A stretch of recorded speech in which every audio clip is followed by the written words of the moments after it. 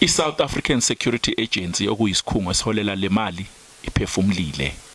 ISASSA ikhumbuza abahlomuli besibonelelo sesikhashana sika 350 ukuthi ngomhla ka-30 kuMbasa April 2021 usuku lokugcina lokuthathwa nokubhaliselwa kwalesi sibonelelo.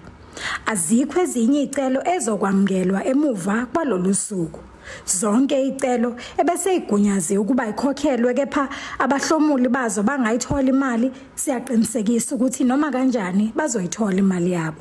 Sinxusa bonke labo izicelo zabo zesibonelelo sika 350 ezingaphumelelanga kusukela kuNhlolanja uFebruary kuya kuMbasa uApril 2021 ukuba bavakashele iwebsite yakwaSASSA ethi srd.sassa.gov.za ukuze bafake izicelo zokubuyekezwa kweinqumo ezongaphumeleli kwezicelo zabo engakashayi umhla ka31 kuNhlaba uMay 2021. Bayakhala abantu ngokunqanyulwa kwale mali.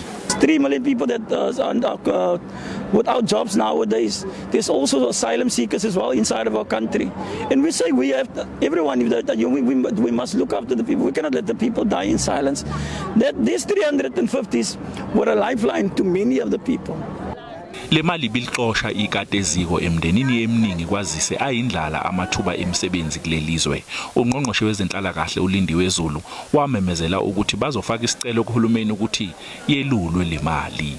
NginguCalvin Dludla wezindaba zeSABC ngibika ngiseGoli.